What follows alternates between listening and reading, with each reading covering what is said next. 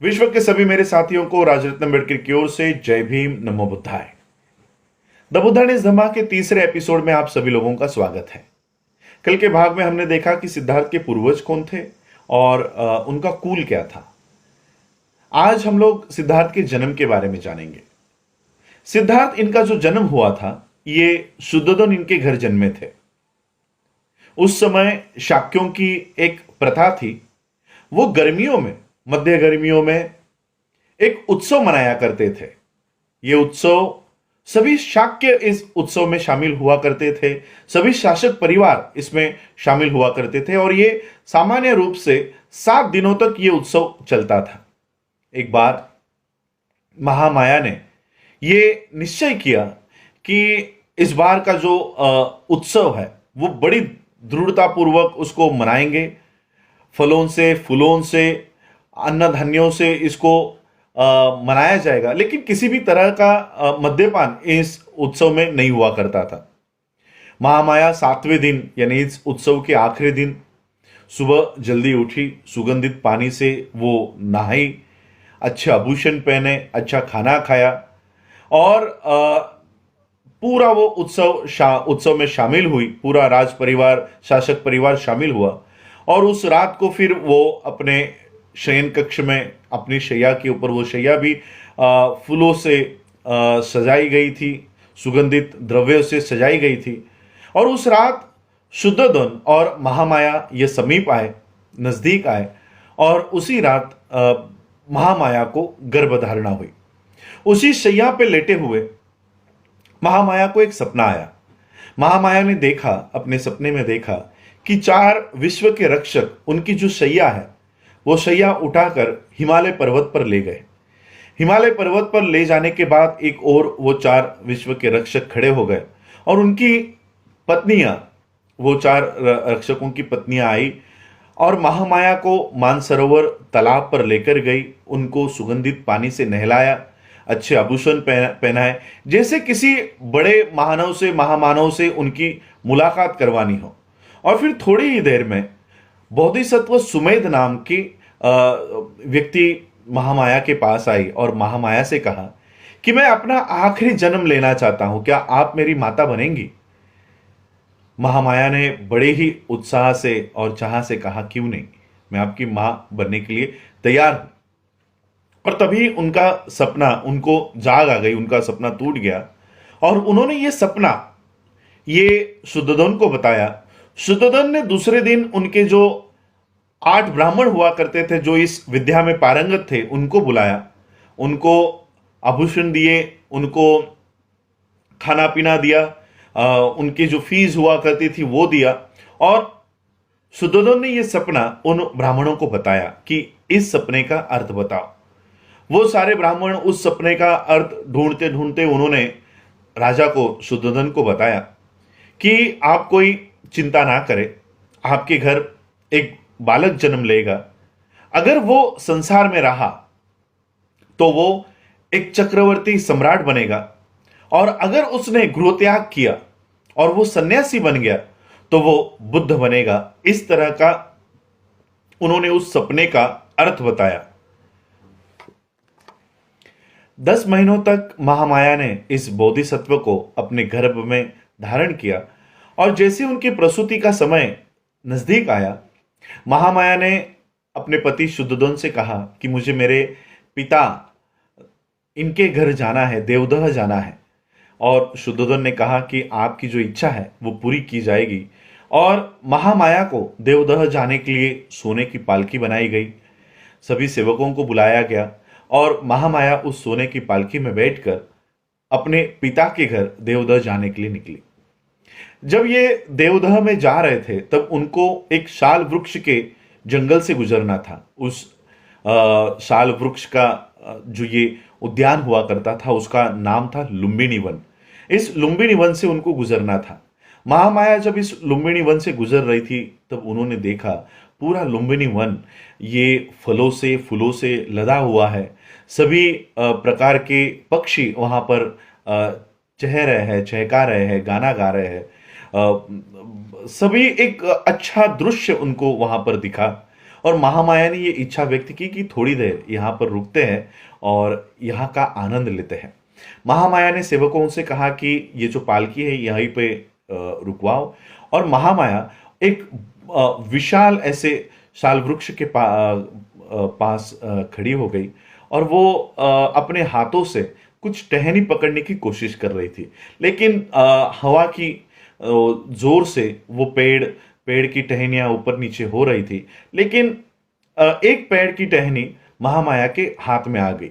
जैसे ही उन्होंने वो पकड़ी, हवा की जोर से वो टहनी ऊपर उठ गई, और जैसे ही वो ऊपर उठ गई, महामाया ने खड़े खड़े ही इस बोधिसत्व को जन्म दे दिया। ये बोधिसत्व को जन्म दे दिया। वो साल था 563 बीसी। 563 बीसी वैशाख पूर्णिमा के दिन सिद्धार्थ का जन्म हुआ। महामाया और शुद्धोधन इनके शादी को कई साल बीतने के बाद सिद्धार्थ का जन्म हुआ था, और इसलिए पूरे शाक्यों में, पूरे शासक परिवार में एक आनंद का माहौल था। पूरे कपिलवस्तु में उत्सव मनाया गया। जिस समय सिद्धार्थ का जन्म हुआ उस समय शुद्धोधन ये राजा थे, और स्वाभाविक रूप से सिद्धार्थ ये राजकुमार बन गए।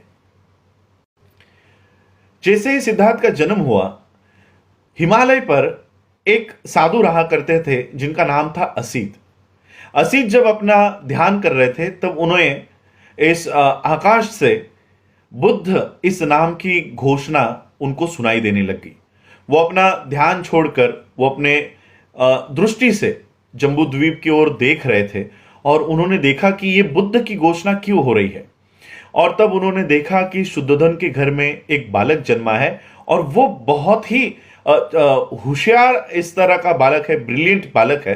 तो असित ने इच्छा व्यक्त की कि उस बालक को देखना है, और असित अपने भांजे को लेकर भतीजे को लेकर, नारदत्त को लेकर वो कपिलवस्तु में आए।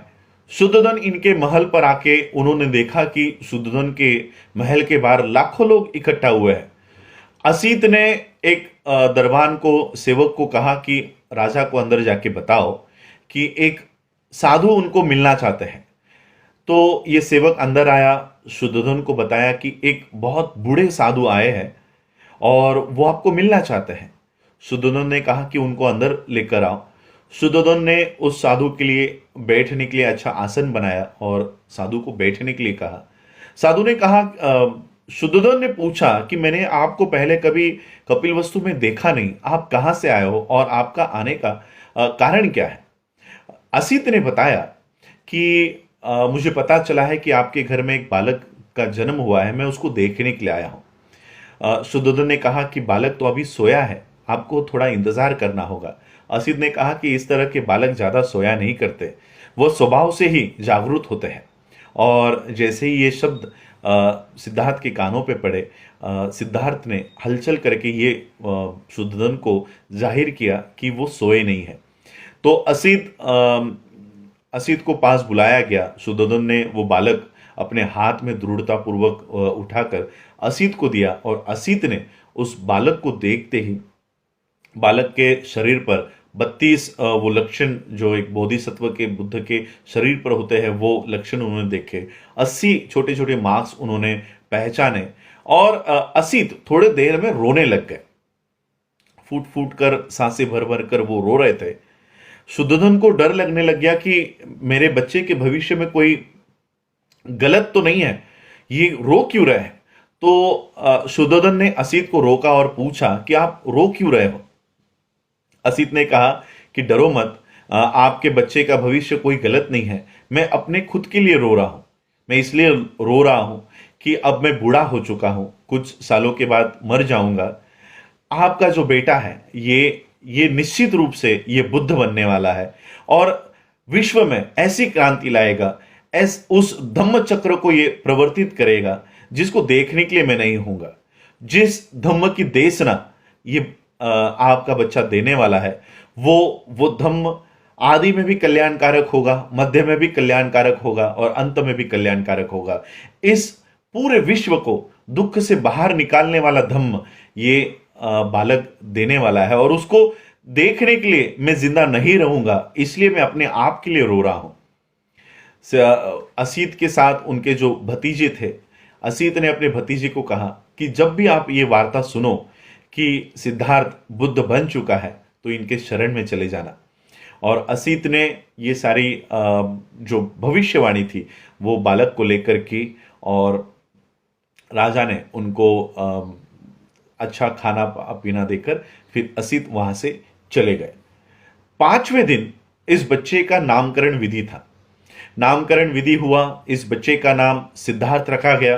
परिवार का गोत्र गौतम था, इसलिए सिद्धार्थ का नाम सिद्धार्थ गौतम पड़ गया। 5वें दिन सिद्धार्थ की जो माता थी महामाया, ये बीमार पड़ गई और उनकी बीमारी एक बहुत गंभीर स्वरूप उस बीमारी ने ले लिया। और फिर महामाया को पता चल गया कि उनका अंतिम समय अब नजदीक आ रहा है। महामाया ने शुद्धोधन को और महाप्रजापति को कहा कि अब मेरा अंतिम समय नजदीक आया है, अब मुझे जाने की इजाजत दो मुझे। और मुझे कोई दुख नहीं है, मुझे कोई दुख नहीं है कि कुछ ही मिनटों में मेरा बच्चा बिना माँ का हो जाएगा। मुझे पूरा विश्वास है कि प्रजापति मेरे बच्चे को अपने माँ से भी ज़्यादा अधिक प्यार करेगी। मुझे दुख इस बात का है कि जो असीत ने कहा कि मेरा बच्चा बुद्ध होगा, वो देखने के लिए मैं नहीं होंगी। और महामाया का देहांत हो गया। और जब महामाया का देहांत हुआ तब सिद्धार्थ सिर्फ 7 दिन के थे। इस तरह महामाया का देहांत हुआ। अब सिद्धार्थ को महाप्रजापति और शुद्धोधन का जो बेटा था वो उनका भाई नंद नाम का भाई था। उनके चचेरे भाई भी थे जो अमितोधन, शुक्लोधन इनके बेटे थे। तो इन्हीं बच्चों के साथ और अमिता का जो बेटा था देवदत्त, ये चचेरे भाई और नंद के साथ सिद्धार्थ फिर बड़ा हुआ। आज क्योंकि समय बहुत लंबा हो गया है तो आज हम यहीं तक इस एपिसोड्स को देखेंगे। कल के एपिसोड्स में हम जानेंगे कि सिद्धार्थ का बचपन कैसा था, उनकी शिक्षा कैसी थी, बचपन में उन्होंने क्या क्या शिक्षा प्राप्त की, ये सभी इसको हम देखेंगे और धीरे धीरे बुद्ध एंड हिज धम्मा की आगे और बढ़ते जाएंगे। और सिद्धार्थ ने प्रवर्जा क्यों ली, इसका उत्तर हम ढूंढेंगे। आप लोगों ने मुझे सुना, उसके लिए आभार। जय भीम, जय भारत, जय बुद्ध।